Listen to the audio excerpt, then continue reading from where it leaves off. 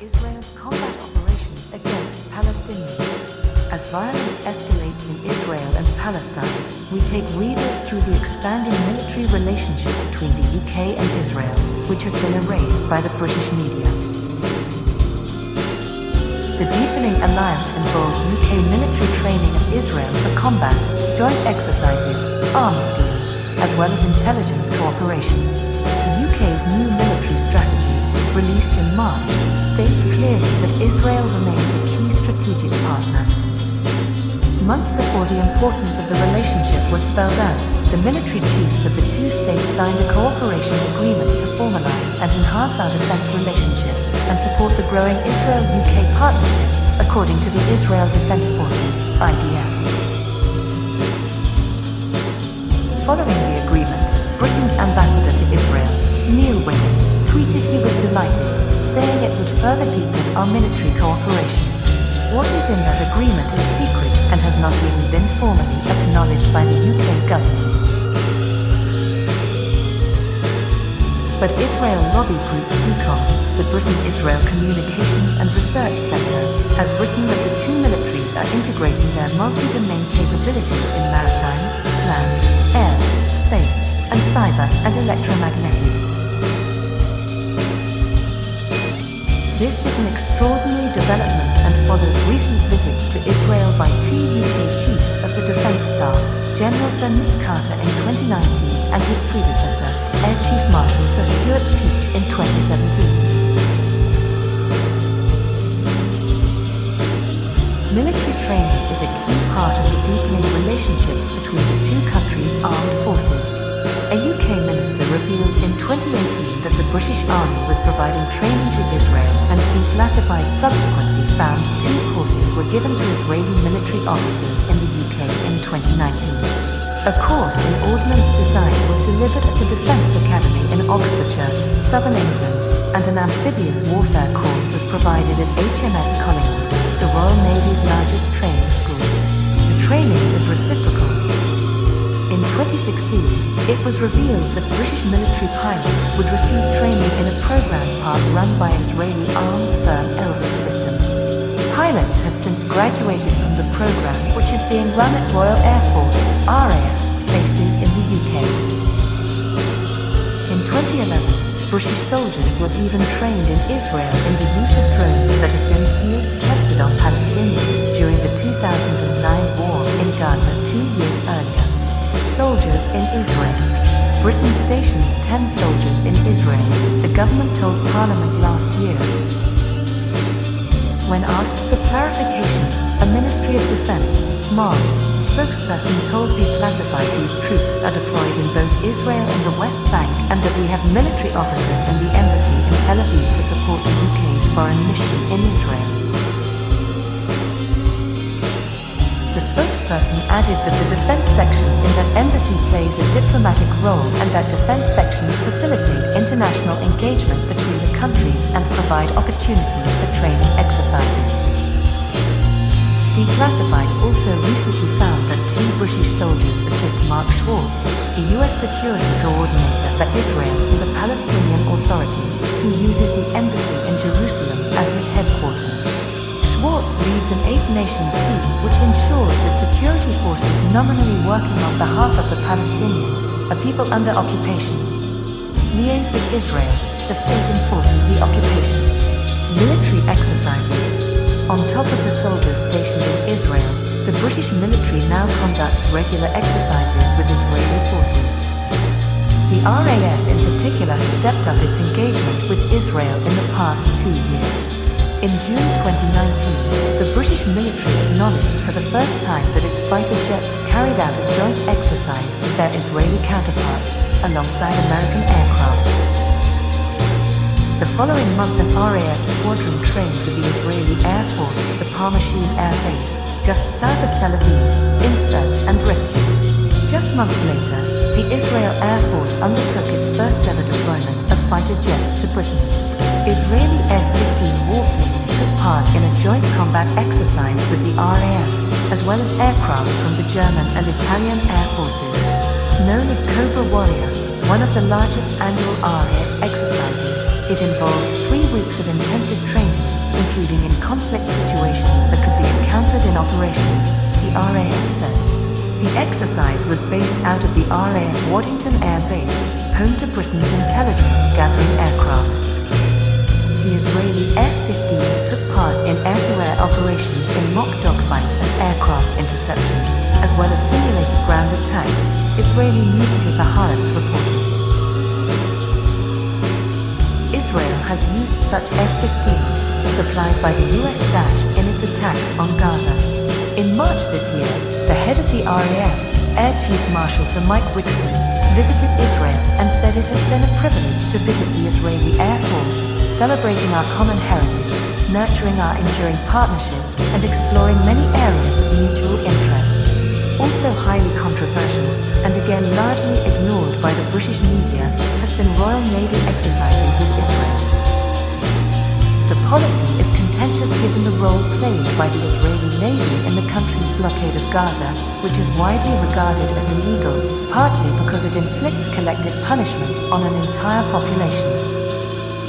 In August 2019, the Royal Navy took part in the largest international naval exercise ever held by Israel off the country's Mediterranean shore. This followed other naval exercises involving the British and Israelis in November 2016 and December 2017. The UK and Israel buy significant quantities of military equipment from each other. Britain has licensed over £400 million worth of arms exports to Israel since 2015. Routine UK exports include components for assault rifles, pistols, warplanes, tanks and radars. UK components for drones and combat aircraft have continued flowing while Israel has used such equipment for surveillance and armed attacks against Palestinians. The UK also supplies components used in US-built equipment exported to Israel, such as missile triggering systems for Apache helicopters and head-up displays for F-16s. Both have been used to bomb Lebanese and Palestinian towns and villages. Official UK export figures understate the real total since Britain has rubber-stamped over 30 open licenses for weapons sales to Israel over the past 5 years. Such licenses often permit an unlimited quantity of equipment to be exported.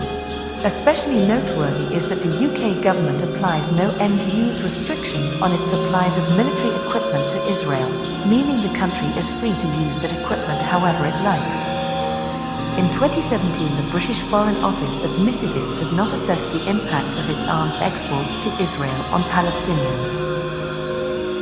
3 years earlier, a UK government review identified 12 licenses involving components which could be part of equipment used by the Israel Defense Forces in Gaza.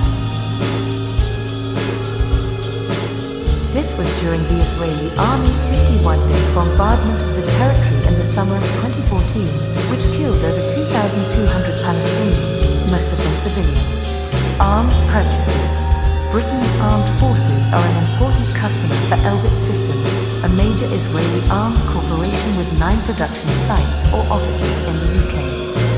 One of these subsidiaries, in Shenston, near Birmingham, manufactures engines for drones. Declassified recently found that the mod has placed 8 orders worth almost £46 million with Elbit since 2018. The largest of the contracts, valued at £31 million, is for virtual reality military equipment made by Ferranti Technologies, an Elbit subsidiary based in Oldham, near Manchester. According to the mod, the equipment will allow British soldiers to train as if they were on the ground in a hostile environment. Elbit first registered its British division in 2004. The following year, UAV Tactical Systems, a joint venture between Elbit and French arms giant Thames, won a contract with the British mod worth an initial £800 million. The deal was to provide the British Army with watchkeeper surveillance drones, which are modelled on Elbit's Hermes 450. In 2018, the UK's mod agreed on a contract worth up to $52 million to purchase a battlefield management application from Elbit Systems UK. That same year, Israel's armor specialist, Plasm, was selected by the mod to design and produce armor protection for Britain's new Type 26 frigates being built by BAE Systems nuclear arms. The UK also appears to play a role in enhancing Israel's nuclear capabilities. Israel is believed to possess 80 to 100 nuclear warheads, some of which are deployed on its submarines. The UK is effectively aiding this nuclear deployment by routinely supplying submarine components to Israel. According to the commander of Haifa Naval Base, General David Salama, Israel's submarines regularly operate deep within enemy territory. While the UK fiercely opposes Iran's acquisition of nuclear arms, Britain has a long history of helping Israel to develop nuclear weapons. In the 1950s and 1960s, Conservative and Labour governments made hundreds of sales of nuclear materials to Israel, including plutonium and uranium. Intelligence sharing, which can aid military operations, is also believed to be extensive between the UK and Israel, although details are murky. The Jerusalem Post recently wrote that the relationship between the two intelligence communities is a close and wide-ranging one. Documents revealed by US whistleblower Edward Snowden in 2014 showed the US National Security Agency was providing data to its counterpart, the Israeli Second National Unit, ISNU, used to monitor and target Palestinians. A key partner of the NSA and ISNU was Britain's Signals Intelligence Agency, the government communications headquarters known as GCHQ, which fed the Israeli selected communications data it collected. In 2009, during Israel's Operation Cast Lead in Gaza that left nearly 1,400 people dead, including 344 children, this involved sharing information on Palestinians, the documents showed. The then director of GCHQ, Robert Hannigan, said in 2017 that his organization had a strong partnership with our Israeli counterparts in signals intelligence and that we are building on an excellent cyber relationship with a range of Israeli bodies. It is unclear what this amounts to. Israeli Prime Minister Benjamin Netanyahu said in a 2017 BBC interview that there was intense cooperation between our security intelligence agencies, which has saved many lives. However, former MI6 director Sir Richard Dearlove has observed that British intelligence did not always share information with Israel because we could never guarantee how the intelligence might or would be used. In September 2019, the Daily Telegraph published a story stating that Israel might halt its intelligence cooperation with the UK if then opposition leader Jeremy Corbyn were to become Prime Minister and carry out his pledge to impose an arms embargo on Israel. The article was based on interviews with Netanyahu and also a former MI6 officer who said that a Corbyn premiership would likely see the intelligence relationship between Britain and Israel put on hold for the duration of his time in office. The Telegraph noted that a tip from Israeli intelligence agency Mossad led UK police to a house in northwest London in 2015 where Hezbollah-linked operatives were stockpiling tons of explosives.